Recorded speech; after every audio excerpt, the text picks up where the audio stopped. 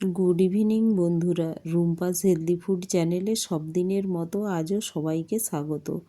আজ আমি আপনাদের কাছে নিয়ে এসেছি গরমের একটি স্পেশাল ডিশ, দই রাইসের রেসিপি। আর তার জন্য আমি একটি পাত্র নিয়ে নিয়েছি আর একটি কুকারে আমি রাইসটা বানিয়ে নিয়েছি। আর রাইসটা দেখুন খুব ঝরঝরে হয়েছে। হাফ গ্লাস চাল আর 1 গ্লাস জল দিয়ে আমি বসিয়ে দিয়েছিলাম। তো দেখুন এটা রাইসটা খুব ঝরঝরে হয়ে গিয়েছে। তো এই সময় আমি একটি পাত্রে নিয়ে নিলাম আর ওই পাত্রে টক দইটা আমি দিয়ে দেব। টক দইটা ভালো করে আমি ফেটে নিলাম। ফেটিয়ে আমি দেখুন কতটা স্মুথ ফাটানো হয়েছে। তো এটা আমি রাইসের উপর দিয়ে দিলাম আর দিয়ে দেব পরিমাণ মতো লবণ দিয়ে এটা ভালো করে মিক্স করে নেব। আর এখন আমি যে পাত্রে দইটা ফাটিয়েছিলাম ওটা ধুয়ে এর মধ্যে একটু জলও দিয়ে দেব। একটু পরিমাণ মতো জল দিয়ে এটা ভালো করে মেখে নিলাম। খুব কম পরিমাণে দিয়েছি, হাফ কাপের মতো। তো দিয়ে আমি এটা মেখে নিলাম আর এখন এটা আমি ঢেকে 3-4 ঘন্টার মতো এটা রেখে দেব। এখন আমি দই রাইস খাওয়ার জন্য আমি একটু মাছ ভেজে নেব। তো মাছটা নিয়ে নিয়েছি আর মাছটাতে আমি ম্যারিনেট করে নেব। দিয়ে দিলাম 1 টিস্পুন ধনে জিরে পাউডার আর দিয়ে দিলাম হাফ টিস্পুনের মতো দিয়ে দিলাম গরম মশলা পাউডার, দিয়ে এটা ভালো করে ম্যারিনেট করে নিচ্ছি।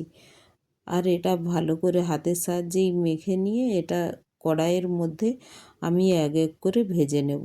দেখুন গ্যাসের ওভেনে কড়াই বসিয়ে দিয়েছি আর তেলটা গরম হয়ে গিয়েছে। তো এক এক করে আমি ওই মাছের পিসগুলো দিয়ে দিলাম। আর এইটা যেহেতু গুঁড়ো মশলা দেওয়া আছে, তো এটা খুব স্লো গ্যাসে মাছটা ভাজতে হবে, না হলে এই মশলাগুলো পুড়ে যাওয়ার টেন্ডেন্সি থাকে। তো দেখুন এক পাশটা হয়ে গিয়েছে। তো আমি এক এক করে উল্টে দিলাম। এইভাবে আমি দুপাশটাই ভালো করে ভেজে নেব। তো মাছগুলো প্রায় ভাজা হয়ে এসেছে। তো এখন আমি মাছটা দেখুন উল্টে দেখিয়ে দিচ্ছি। তো দুপাশটাই খুব ভালোভাবে ভাজা হয়ে গিয়েছে, এই দেখুন। তো এখন আমি মাছটা তুলে নিচ্ছি একটি পাত্রে। অপর একটি কড়াই বসিয়ে দিলাম।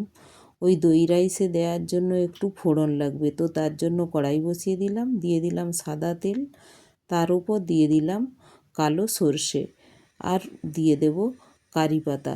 কারি পাতাটা আমি ধুয়ে রেখেছি। তো এখন কারি পাতাটা দিয়ে দেব।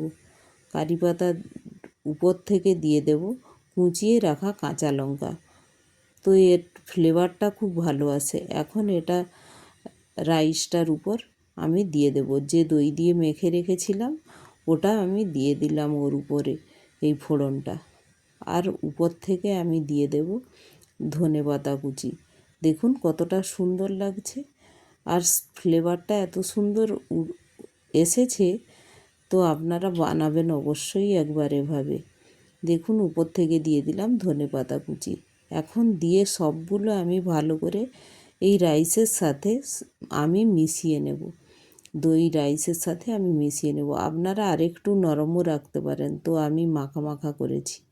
আর তার সাথে নিয়েছি মাছ ভাজা, নিয়েছি আলুর তরকারি, আলু মাখা আর ধনেপাতা কুচি। আর রেসিপিটি যদি ভালো লাগে একটি লাইক, শেয়ার ও সাবস্ক্রাইবও করে দেবেন। Thank you.